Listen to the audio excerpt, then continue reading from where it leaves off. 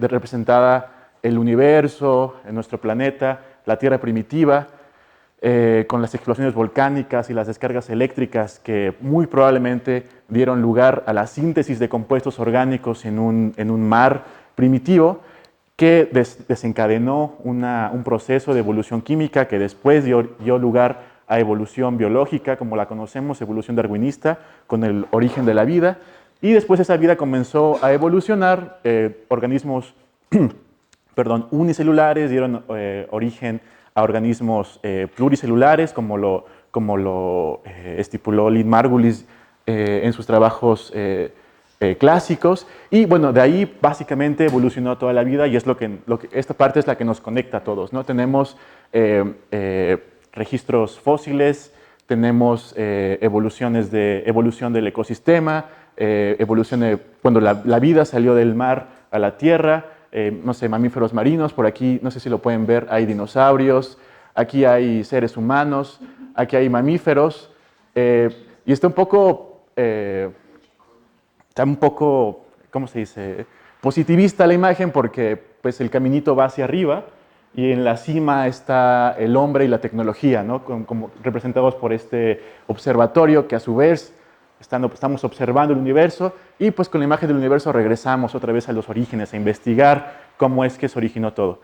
Pero bueno, yo en este día me voy a enfocar voy a empezar por esta parte y por química prebiótica, evolución temprana de la vida y pues para comenzar tengo que necesariamente hablar del bioquímico ruso Alexander Oparin, quien en la década de 1920 y después en la década de 1930, en el 36 y después en el 38, la traducción de su trabajo, El origen de la vida, postuló un esquema evolutivo darwinista de cómo pudo haber no solo originadose la vida, sino evolucionado. Y él lo que proponía era que, como observábamos en la figura anterior, en una atmósfera reductora en la Tierra primitiva, se dio una síntesis de compuestos orgánicos que posteriormente llevó a la formación de lo que se conoce como el caldo o la sopa primitiva,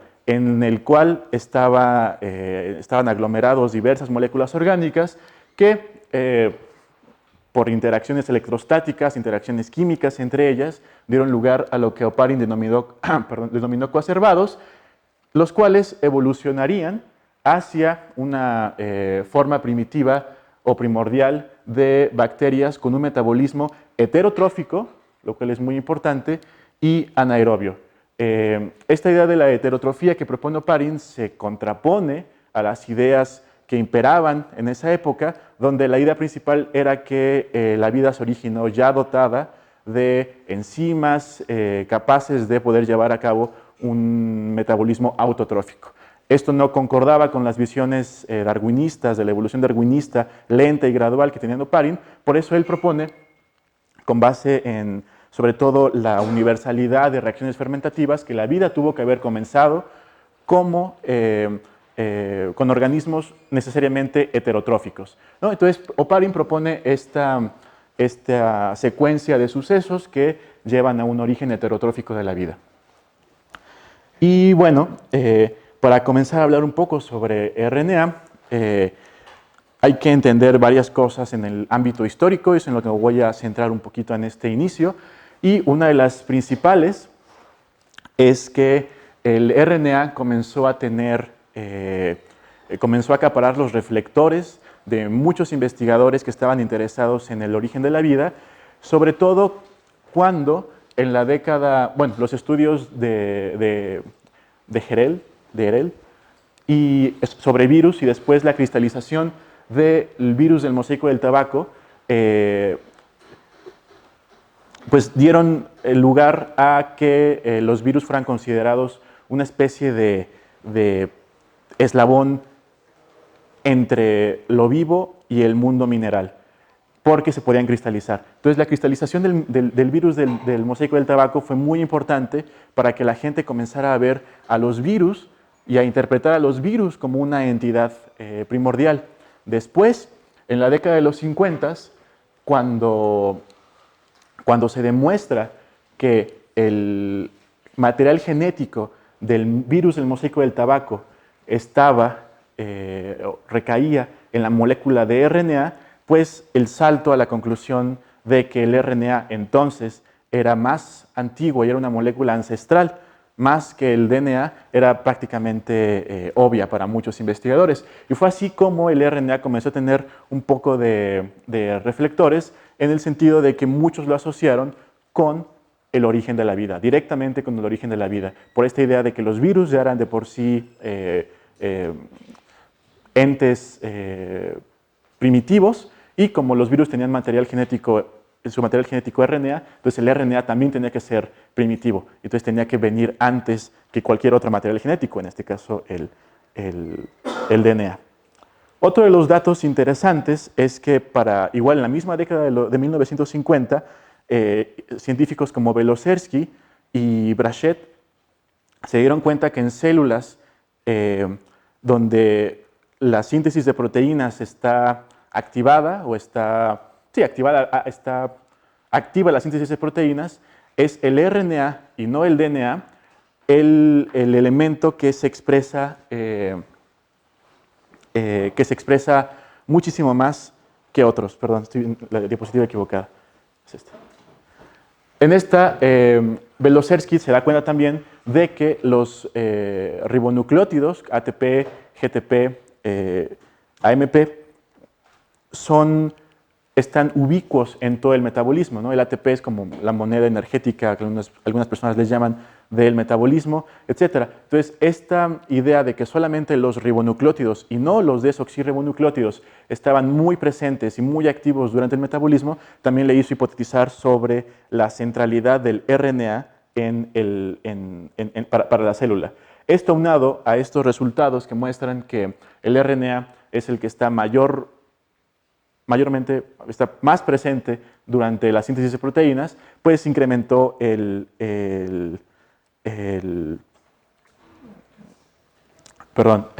incrementó la popularidad de la molécula de RNA.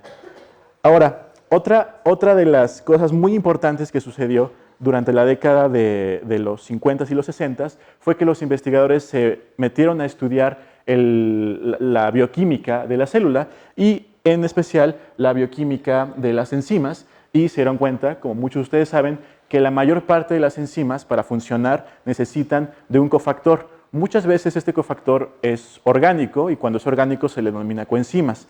Cuando la gente comenzó a ver cómo eran estas coenzimas químicamente, una de las cosas que saltan primero a la vista es que la mayoría de las coenzimas tienen un motivo que proviene de un ribonucleótido, como un ribonucleótido modificado. Entonces tenemos al ATP, al NAD, al FMN, en fin, muchas coenzimas son en realidad ribonucleótidos modificados. Esto llevó a Robert Yakin y a Philip Handler a hipotetizar si es que existía la posibilidad de que antes de que hubiera enzimas proteínicas, no eran las coenzimas las que estuvieran catalizando las reacciones químicas específicas, porque también había reportes, sobre todo de Robert Yakin, de que ciertas reacciones podían llevarse a cabo sin la participación de enzimas, únicamente poniendo, digamos, en la mezcla las coenzimas. Entonces, esto llevó a hipotetizar qué tal que lo que le precedió a las proteínas fueron las coenzimas, y las coenzimas siendo vistas como derivados de ribonucleótidos, entonces puede existir un metabolismo anterior al que conocemos actualmente, que esté basado en ribonucleótidos, que esté basado en RNA. Bueno, uno de los personajes que ahondó mucho en esta idea fue Harold White, que estudiando la bioquímica de las coenzimas también, y también al aminoácido histidina, llevó a proponer un modelo de evolución del metabolismo a partir de otro metabolismo, pero basado en RNA. En su esquema, White describe una enzima hecha de RNA. Este trabajo fue publicado en el 82. No hay un nombre propio para las enzimas de RNA que hoy se conocen como ribosimas. Entonces lo que propone es qué tal que antes existía una enzima de RNA, cuyo centro catalítico está marcado aquí en más negrito. Bueno, ¿qué tal si ese centro catalítico, perdón, si esa ribosima con su centro catalítico comienza en algún momento de la evolución química, evolución biológica, a interaccionar con péptidos pequeños que estén en el medio? Bueno, ¿qué tal si después esos péptidos le otorgan mayor estabilidad a la enzima de RNA, tanta que en algún punto de la evolución son ya los péptidos o las proteínas las que se encargan enteramente de tener el andamiaje para la reacción, y lo único que sobrevive de la enzima ancestral, de la enzima de RNA ancestral, es el centro catalítico? Bueno, ¿qué tal que así es como se originaron las enzimas contemporáneas?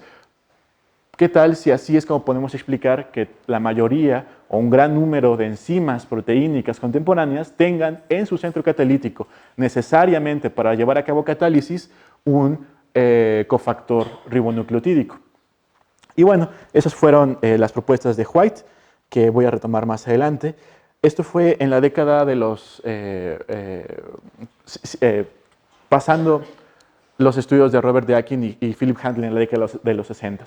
Pero algo muy interesante que pasó ya para 1962, finales de la década de los 60, fue la propuesta tajante de lo que después conoceríamos como el mundo de RNA. Y esta propuesta la hacen cuatro investigadores de manera independiente. El primero de ellos es Alexander Rich, seguido por Carl Woese y después Francis Crick y Leslie Orgel en el mismo año, donde proponen que, ya más detalladamente, proponen que el metabolismo contemporáneo evoluciona a partir de un metabolismo donde el RNA era totalmente esencial y era básicamente el que llevaba a cabo todas las reacciones, donde no había proteínas, que es uno de los postulados más importantes, no había proteínas, y el ribosoma estaba completamente formado solo por RNA. Las proteínas no desempeñaban ningún papel catalítico. Y un punto también muy importante es que el RNA, este material genético, como en los virus, era capaz de replicarse a sí mismo. Había una ribosima o una enzima de RNA que era capaz de replicar ese material genético y así asegurando la continuidad genética de ese organismo, protoorganismo, protocélula. Y este es el esquema clásico del mundo del RNA como se propuso en la década de los 60. Un RNA replicativo que lo que hace es replicar a sí mismo, pero a su vez es capaz de llevar a cabo reacciones catalíticas. Es decir, en la misma molécula tenemos actividad catalítica para llevar a cabo reacciones básicas para sustentar el metabolismo, y a su vez tenemos la molécula que guarda la información genética. Entonces, este esquema, este ciclo, es el esquema básico, clásico del mundo del RNA, como lo propusieron estos autores. Ahora, ¿qué pasa entre la década de los 60 y 1980, la década de 1980? Pasa algo muy interesante, y es que, como vamos a ver un poco más adelante, básicamente estos investigadores proponen esto, pero siguen trabajando en otras cosas.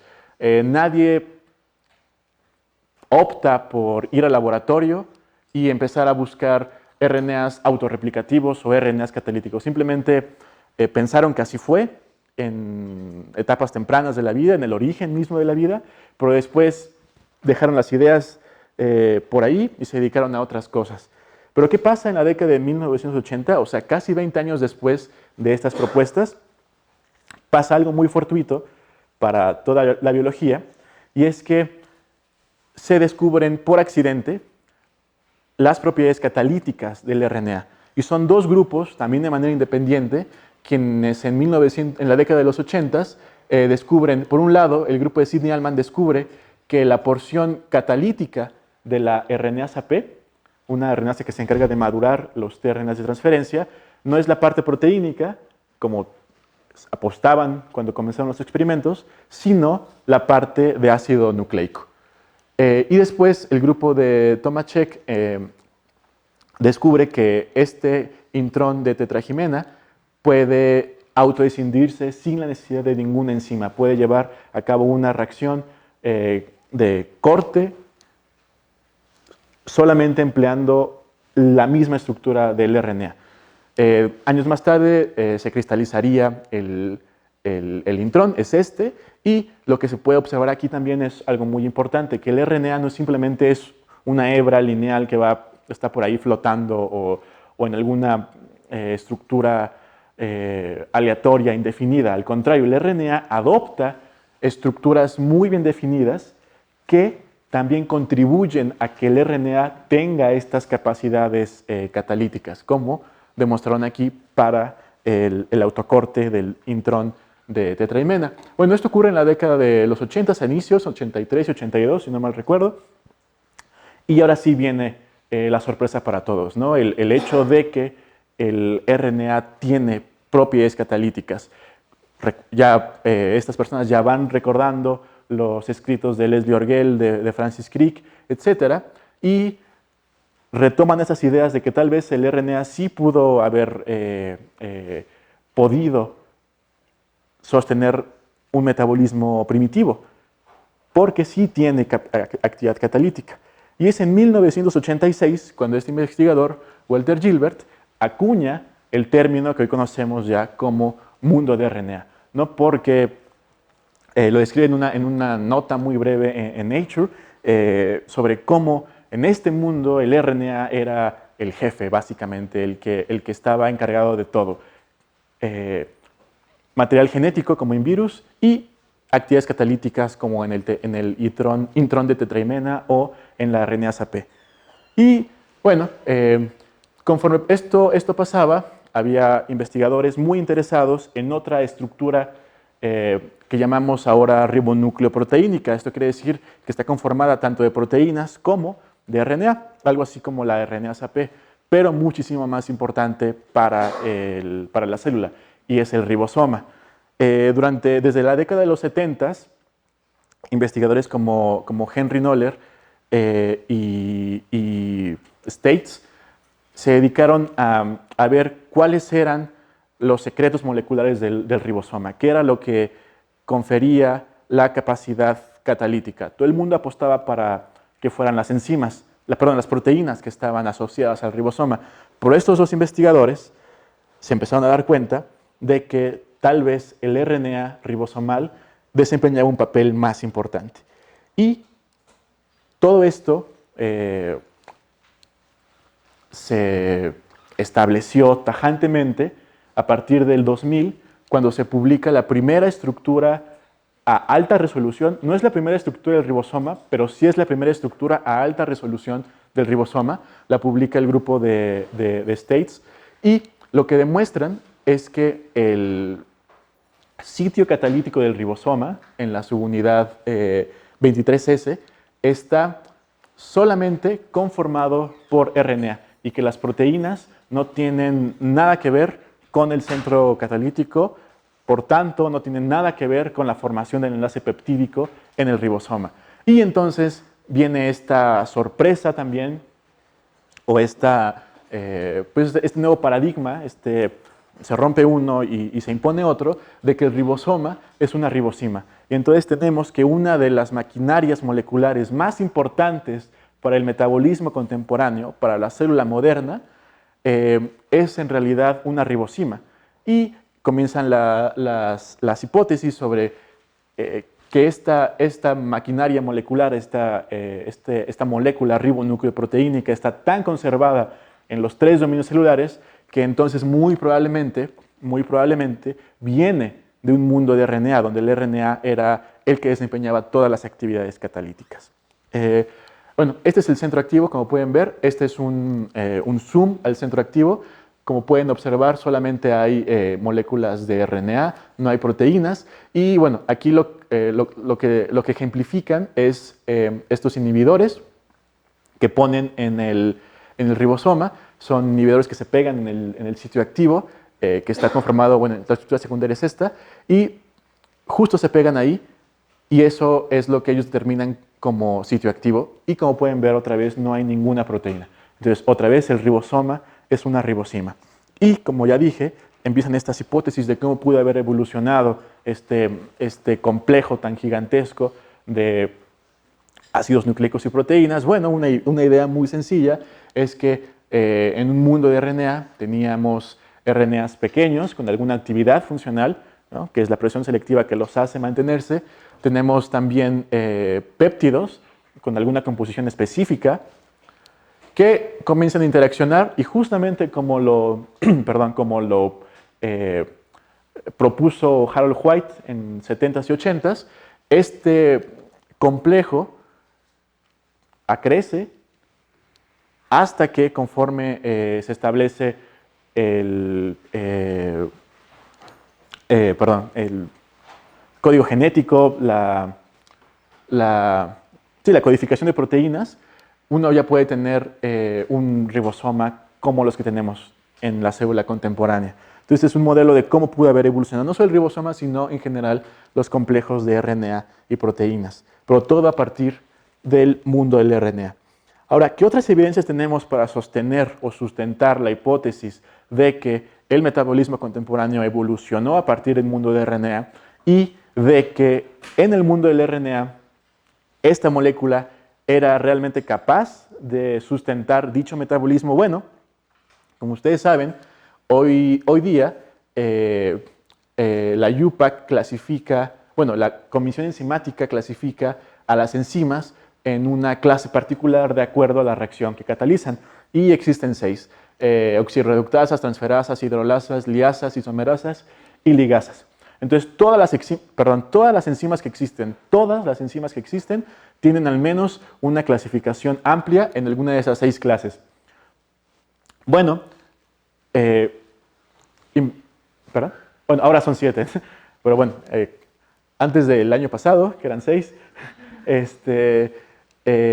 se hizo este trabajo de investigación en el laboratorio, del cual los profesores que están citados son los autores, y esta tabla me gusta mucho porque demuestra que de todas las clasificaciones enzimáticas en las que podemos catalogar a todas las enzimas proteínicas, también existe al menos un ejemplo de una molécula de RNA que puede llevar a cabo esa misma categorización de reacción.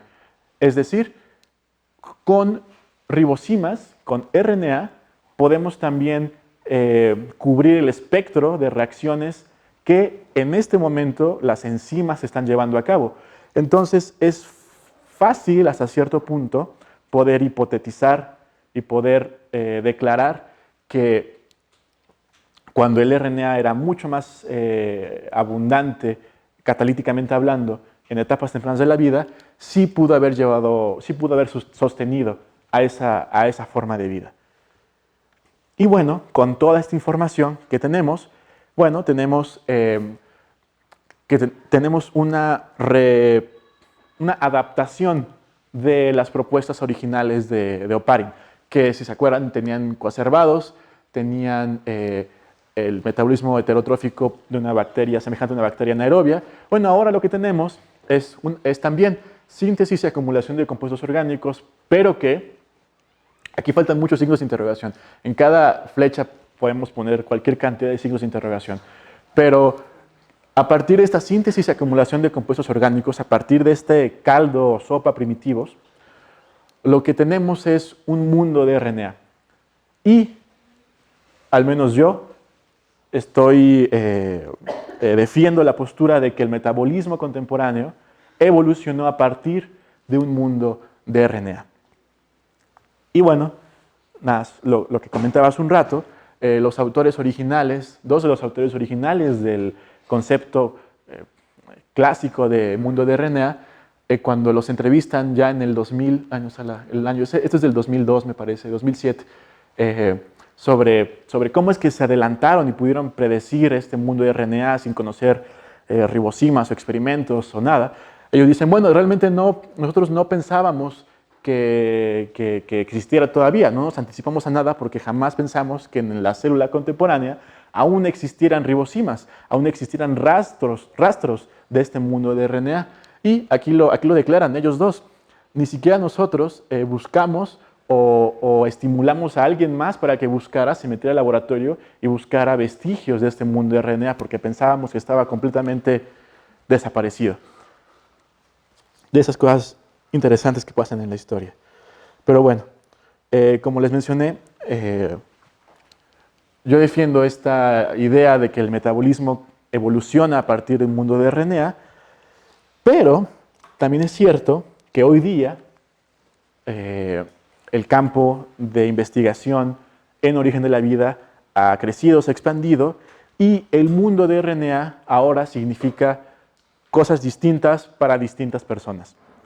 Y por eso, hoy día, el mundo de RNA clásico que proponen Crick, Orgel, Rich y Woese ya no es solamente ese esquema cíclico de RNA replicativo, RNA catalítico, muy sencillo.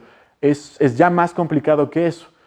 Y es que, en realidad, ahora, la hipótesis del mundo de RNA es un grupo de modelos relacionados que podemos agrupar porque comparten al menos tres cosas. Uno, que en algún punto de la evolución de la vida, la continuidad genética estaba asegurada por la replicación del RNA. Cualquier hipótesis o cualquier modelo o submodelo del mundo del RNA tiene este punto principal.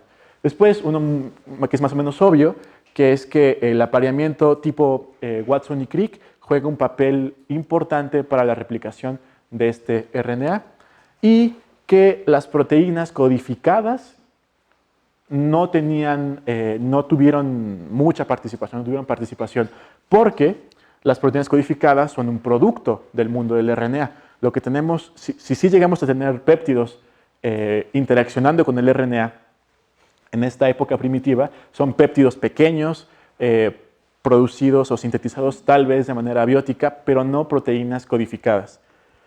Y bueno, como dije, el mundo del RNA significa muchas cosas para diferentes personas, e incluso hay gente que simplemente no ve que haya habido para nada un mundo de RNA y al contrario defienden, o más bien, sí defienden otros modelos de origen y evolución temprana de la vida.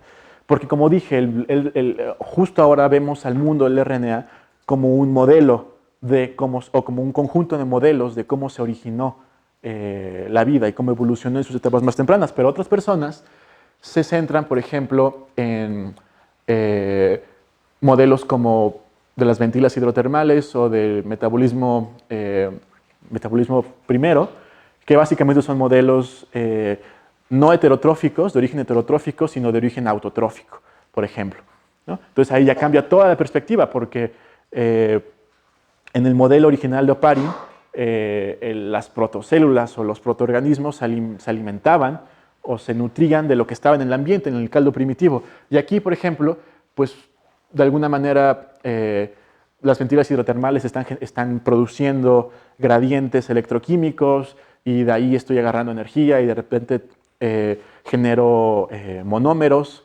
de azúcares o moléculas orgánicas que después polimerizan y me generan protoenzimas o enzimas y con eso ya puedo empezar mi metabolismo y es como un origen autotrófico. O hay personas que favorecen modelos donde la encapsulación y la compartimentalización en membranas es esencial y es lo primero y la replicación viene después. O modelos donde el material genético se replica en el origen gracias a la interacción con arcillas. Es decir, hay varios modelos. El mundo del RNA no es el único modelo. También eso es muy importante, aunque es el que yo personalmente, en el que yo estoy inmerso, pero no es el único modelo. Pero, como este autor, de manera irónica, tituló a su artículo hace algunos años, el mundo del RNA, la hipótesis del mundo del RNA, la peor teoría para explicar el origen, la evolución temprana de la vida, la peor, excepto por todas las demás. Y como uno tiene que ser crítico de su propio trabajo y de lo que hace, entonces muchas críticas han caído sobre la hipótesis del mundo del RNA, principalmente estas cuatro. que el RNA es una molécula muy compleja para haberse originado prebióticamente, ¿no? ¿Cómo explicas que del caldo primitivo, de monómeros de uno que otro aminoácido, una que otra base, de repente ya generas una molécula de RNA? El RNA, sobre todo en agua, es inherentemente inestable, también es cierto. La catálisis es una propiedad relativamente rara para secuencias y solo para secuencias de RNA largas. Y el repertorio de RNAs catalíticos es muy limitado. Bueno, con la figura anterior, la tabla que les enseñé hace un momento, podemos combatir estos últimos dos puntos. Y yo voy a centrarme nada más en este ejemplo aquí, en el inciso A, que es un ejemplo bonito. Y es sobre el problema del origen prebiótico de la molécula de RNA.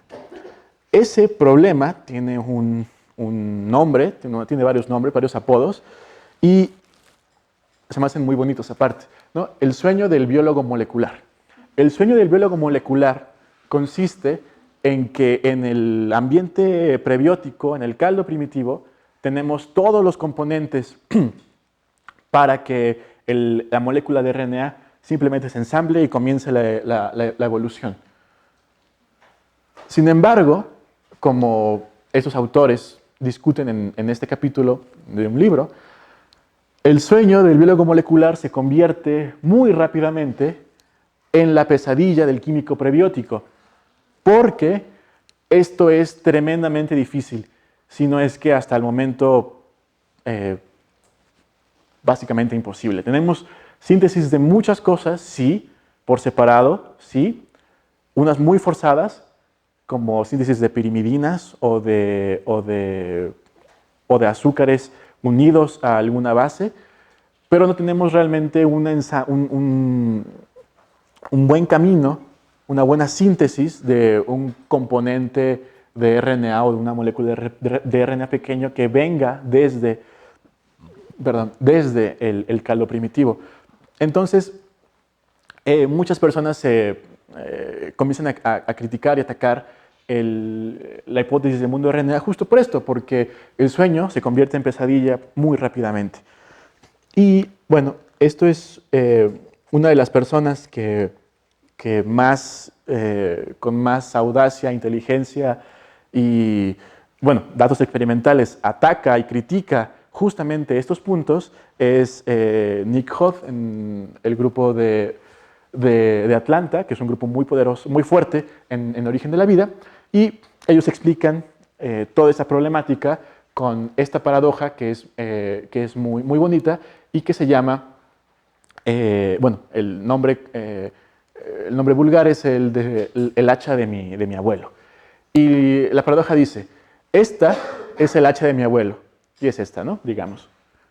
Por supuesto, ocasionalmente requirió algunas reparaciones. Mi padre reemplazó el mango, ¿no? Ya cambia aquí el mango, ya es distinto, y yo reemplacé la cabeza, ¿no? Pasa de esta cabeza roja a esta cabeza gris. Pero esta es el hacha de mi abuelo. Es una paradoja de esta es realmente el hacha original y esto lo explican, bueno, esto lo llevan a nuestro terreno diciendo, imagínense que esta hacha del abuelo es la molécula de RNA. Esta molécula de RNA, si esto fue un proceso evolutivo, esta molécula de RNA contemporánea que vemos hoy día en la célula, es realmente o será realmente la molécula de RNA o la molécula del abuelo. Y bueno, ellos hacen experimentos muy buenos donde atacan este problema. Y lo que hacen básicamente es dividir al RNA en compartimentos especiales, ¿no? El esqueleto de fosfatos, ellos le llaman un puente o un linker ionizado. Las azúcares les llaman el conector trifuncional y a las bases les llaman unidades de reconocimiento. Si el RNA lo pudiéramos dividir en azúcares, bases y fosfatos, y los fosfatos a su vez, esos elementos a su vez los pudiéramos definir en funciones, serían estas tres, ¿no? Entonces ellos juegan, vamos a ver si realmente podemos intercambiar el mango e intercambiar la cabeza y vemos que tenemos. Y bueno, no sé si se puede ver bien, pero aquí abajo tienen, digamos, el set de cabezas y mangos con las que se pueden reemplazar las categorías en la molécula de RNA. Y como ellos demuestran, hay muchísimos, químicamente hablando, hay muchísimos mangos y muchísimas cabezas que le podemos quitar y poner a la molécula de RNA y sigue siendo un hacha, sigue haciendo lo que hace un hacha, sigue haciendo lo que hace el RNA. Entonces, ellos mediante estas metáforas y estos experimentos tratan de decir, ¿qué tal si el RNA no era realmente el polímero original, el primitivo, el primigenio? ¿Qué tal que había otros? ¿No?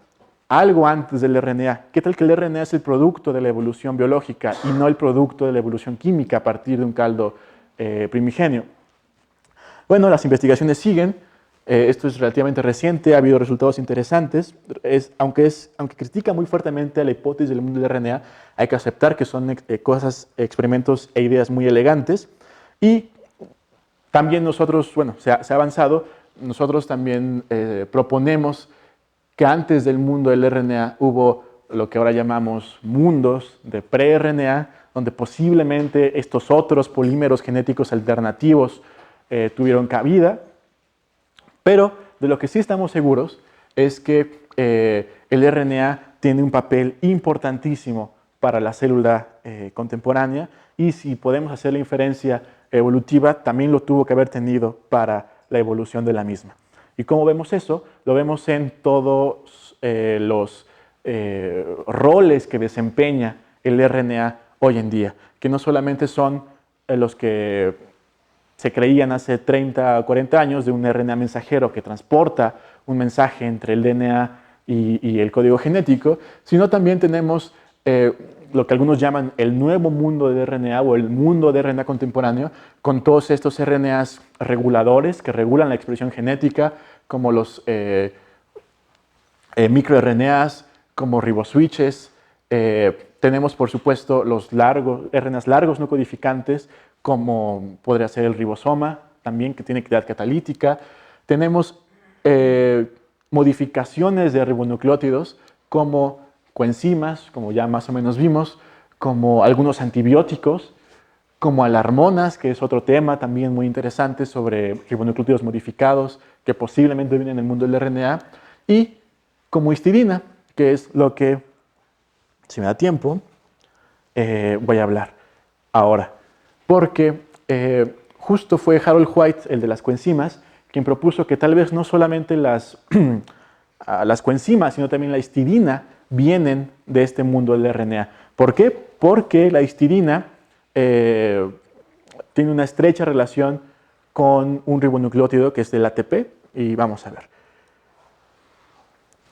Nosotros investigamos en el laboratorio el papel de la histidina y la evolución molecular de la biosíntesis, y de lo que nos dimos cuenta de inmediato es de que lo más importante de la histidina es, por supuesto, su cadena lateral, y su cadena lateral es el grupo imidazol. Y algo muy interesante es que el grupo imidazol presente en histidina y por el cual la histidina es tan catalítica, no solamente está presente en esa molécula, está presente en muchas más, entre ellas otras moléculas catalíticamente activas como cofactores como biotina y imio, pero también está presente en la estructura química de bases como guanina, bueno, las purinas, que son parte del DNA y parte del RNA, y bueno, también en los ribonucleótidos que actúan como tal en el metabolismo, ¿no? Como el ATP, que es la molécula, la moneda energética de la célula. Entonces, lo que nosotros hicimos o quisimos hacer fue rastrear dónde más podemos encontrar imidazol. Y bueno, fuimos a ver todos los experimentos que se habían hecho de síntesis prebiótica y encontramos que hay muchas síntesis prebióticas, o bueno, en condiciones simuladas de tierra primitiva, de esta molécula de imidazol. Encontramos toda esta gama de compuestos imidazólicos con diferentes precursores, pero esto nos dio o nos da la idea de que el imidazol es relativamente fácil de sintetizar en condiciones prebióticas.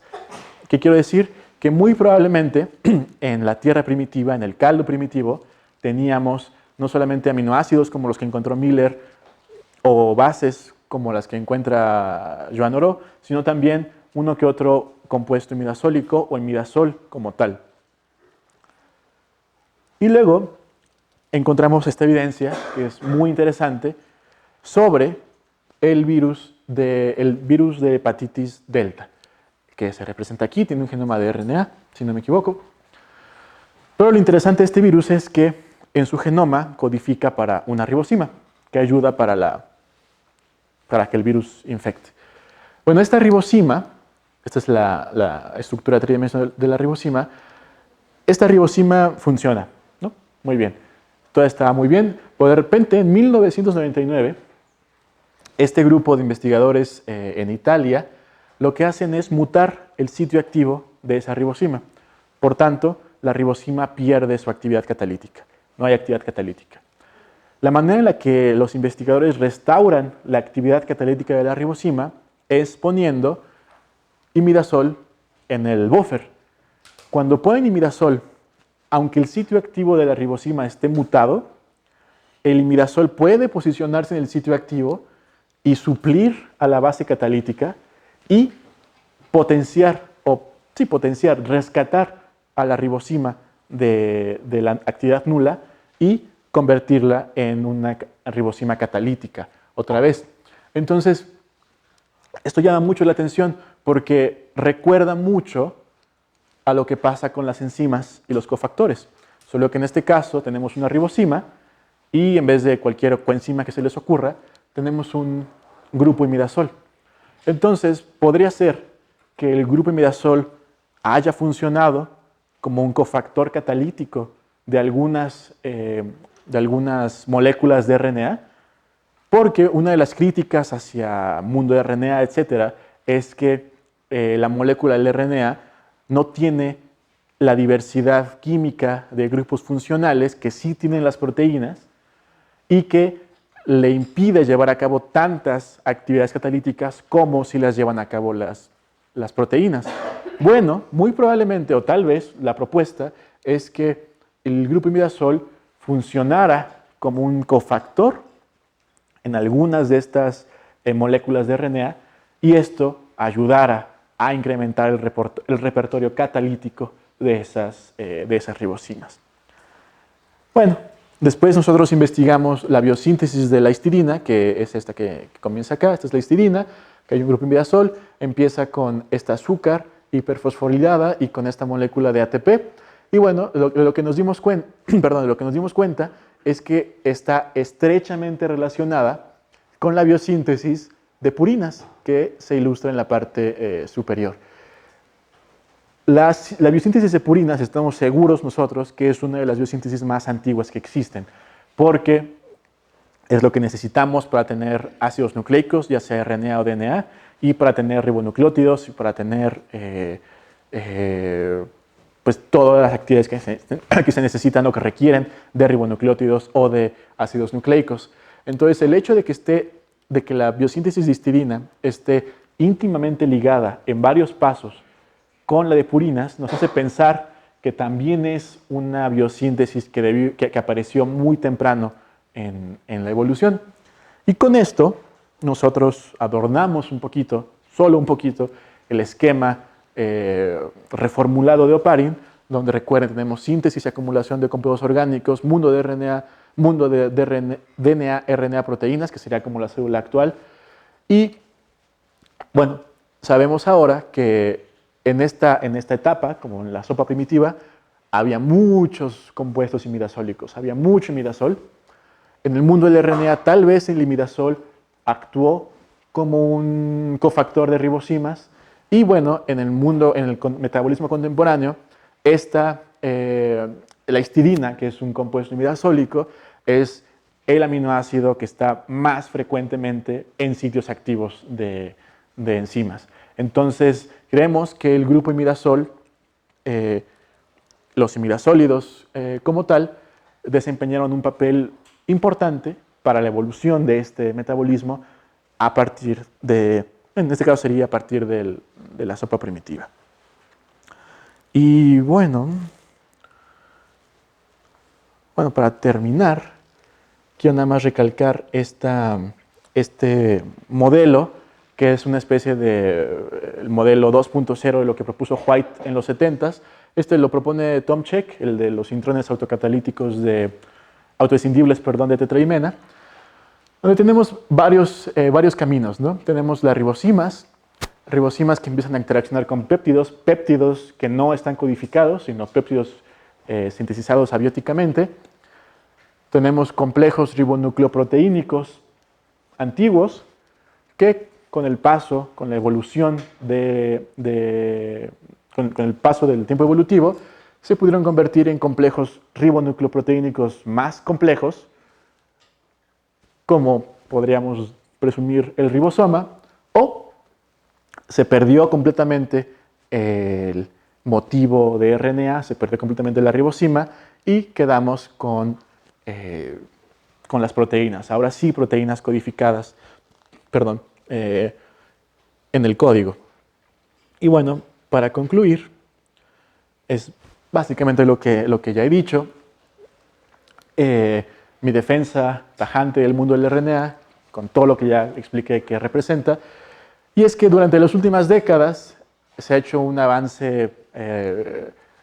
gran avance en aproximaciones tanto teóricas como experimentales para estudiar el origen de la vida. El modelo que junta tanto las aproximaciones teóricas como las aproximaciones experimentales de dichos avances es sin duda la hipótesis del mundo del RNA.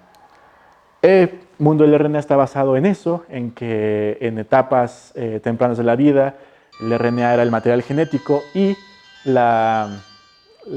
desempeñaba actividad catalítica. Y bueno, también el grupo imidazol, que tuvo que haber tenido un papel fundamental para la evolución del metabolismo. Y esto que ya no me dio tiempo de platicar, pero en alguna otra ocasión con gusto lo comento. Experimentos tipo SELECT, que son un tipo de experimentos de evolución artificial, evolución dirigida, en donde uno puede someter literalmente a presiones específicas a moléculas o una población de moléculas de RNA, y la presión puede ser un ligando que queremos encontrar una molécula de RNA que se pegue a un ligando. Sometemos a las moléculas y al ligando a ciclos de selección, y después de algunos ciclos, casi siempre vamos a encontrar una familia o varias familias de moléculas de RNA que son capaces de unir ese ligando. Si queremos ir más allá, podemos también encontrar moléculas de RNA catalíticas para un ligando también específico, o podemos encontrar muchas cosas gracias a ese tipo de experimentos. Gracias a este tipo de experimentos es también que nosotros podemos aumentar la lista de actividades catalíticas y aptaméricas de unión del RNA, y gracias a la cual también tenemos mucha confianza en que el RNA pudo haber desempeñado muchos papeles catalíticos y de unión en etapas tempranas de la vida. Y bueno, ahí debería haber una foto de los macacos del laboratorio y una frase que dijera gracias a mis tutores y bueno, a la gente que me apoyó en el doctorado y gracias a la cual estoy aquí hoy platicando con ustedes. Entonces, muchas gracias.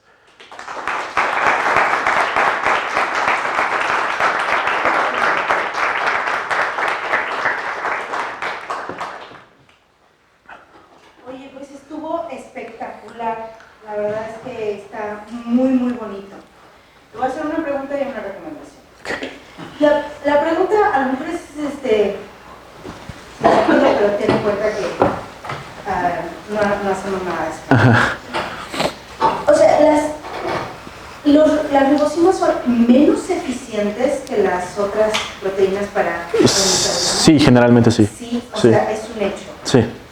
Okay. Bueno, excepto el ribosoma, sería la gran excepción, pero todas las demás son órdenes de magnitud menos eficientes que una enzima, normal. O sea que tiene todo el sentido que hayan sido reemplazadas. Uh-huh. Y la recomendación es be kind to your audience. Es decir, pusiste muchísimo muchísimas imágenes que no se leen. ¿Que no se leen? Imágenes que no se veían. Entonces, piensa que nosotros, o muchos de nosotros, no tenemos ni idea de, o sea, para nosotros es nuevo todo esto que nos están diciendo, porque la última vez que fuimos o que vimos todas esas cosas fue hace 20 años en algunos de los casos. Entonces, o sea, las imágenes un poco más grandes y un poco menos de texto que nos diga exactamente lo que tú nos quieres decir, porque si no, o leemos o no te escuchamos, o ese tipo de cosas, porque estás hablando con una audiencia general. Ok, gracias. ¿Más preguntas, comentarios?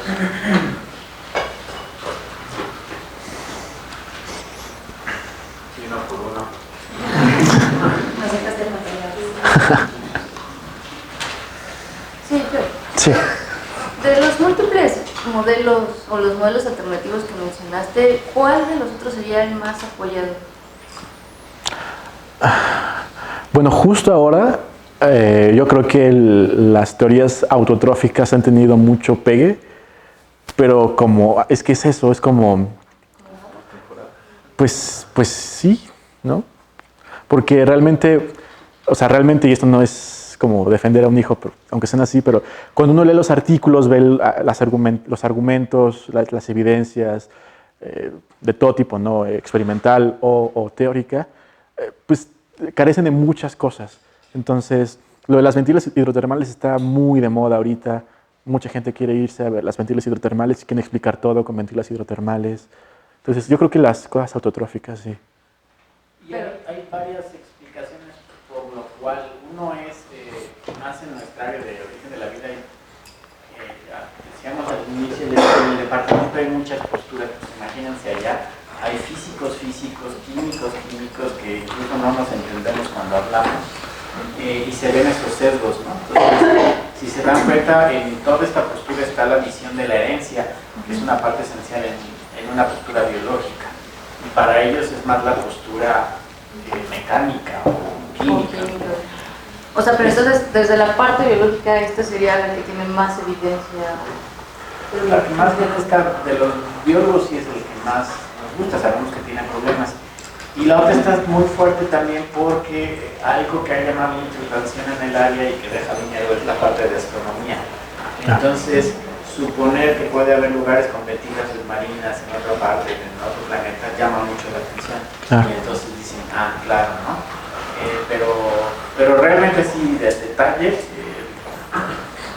quizás el grupo de Atlanta es vertientes de esto mismo. O Lupas, que acaba de estar aquí. Dicen, no, desde el principio es una versión proteína y RNA. No hay un mundo de RNA, sino fue un mundo de RNA proteínas desde el inicio.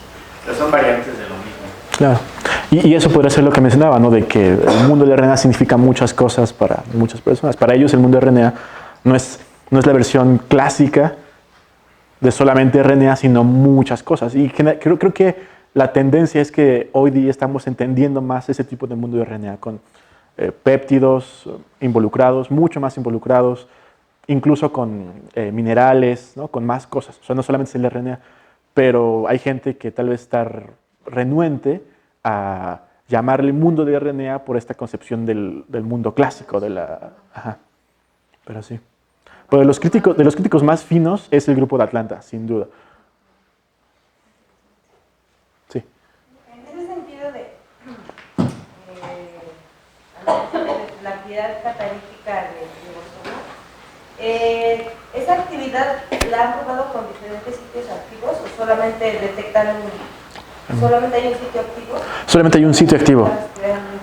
Hechos sobre su actividad catalítica. Sí, eso es algo muy bonito sobre el ribosoma, y es que en los 3 dominios de la vida, en arquea, en bacteria, que es amplísimo, y en los eucariontes, el sitio activo del ribosoma está extremadamente conservado.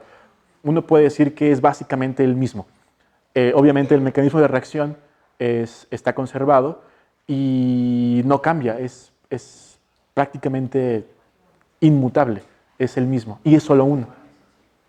Eso es muy bonito, ¿no? Está tremendamente conservado. Por eso al ribosoma le dicen la pistola humeante del mundo del RNA, ¿no? Porque porque es el caballito de batalla del mundo del RNA, es del que todo el mundo se basa para defender o para sostener el mundo del RNA también. Y por ejemplo, ¿hay algún tipo de evidencia o algo partiendo de los virus que son de RNA, que sean como un precursor entre la química prebiótica y después la vida? O sea, que sean como algún tipo de eslabón o algo así. ¿Que sí hay evidencia de eso? No.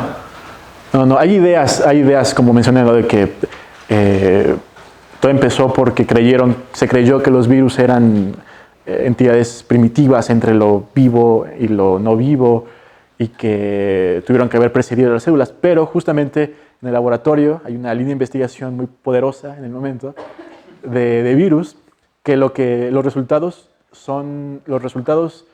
muestran que no es así, ¿no? Que los virus, a pesar de que tienen un genoma de RNA, no son para nada primitivos. Y algo muy importante con los virus de RNA es que sirven como un modelo para estudiar el mundo del RNA, porque es una entidad biológica donde la información genética está en RNA. Eso no significa que sean ni precedentes al origen o primitivos, ¿no? La evidencia sugiere que son escapes de células, ¿no? ¿Cómo le llaman? Sí. Escapes de células. Pues muchas gracias a todos. En cuestión a lo del sitio que abordas como algo conservado, mencionabas también lo de los intrones autocatalíticos. Sí. ¿Eso se cuestiona a qué? O sea, ¿a qué propiedad contribuyen a esa estructura o a ese Pues, del proceso? Contribuyen a un proceso que se llama splicing, que es como edición de genes. No es quitar justamente los Porque son partes que, intrones. bueno, regiones que no codifican, se entiende como un intrón. Exacto. Y el proceso que me estás mencionando ahorita, yo lo entiendo a partir de como un ciclo de maduración. En cuestión puede ser RNA o la célula como tal. Pero entonces, si es autocatalítico, ¿tiene alguna otra propiedad? Autoescindible, o sea que no necesitas de nada más, solamente de la secuencia y de su conformación en el espacio para que se autocorte y se autodescienda. Y, o sea, no solamente se corta y ya, y se quedan volando, se unen también, sin que se involucren proteínas o enzimas, ¿no? Como en el spliceosoma, que son proteínas las que generan todo. Ahí necesariamente necesitamos de una proteína. Exacto. Para que haya otro enlace a partir de ese corte. Exacto, pero aquí no, aquí lo que está demostrando es que el RNA, por sí solo, si se me permite, puede editarse, ¿no? Sin necesidad de nada más. Y el mecanismo es conservado también. O sea, no es que sea una cosa aislada que a veces pasa o a veces no. No, siempre pasa y está conservado, el mecanismo está conservado, ¿no? Sí. Pues, gracias, Alberto, por la Gracias. presentación. Gracias y nos vemos en un mes. Recuerden que cada jueves tenemos aquí el ponente del siguiente mes que nos va a hablar como de mamíferos voladores. Sí, bueno, va a ser acerca de como los mecanismos que han promovido la especiación en un par de especies de murciélagos que habitan en una región altamente diversa. Pues gracias y nos vemos. Se pueden ver su casa y Va a haber galletas, sí. La próxima vez que van a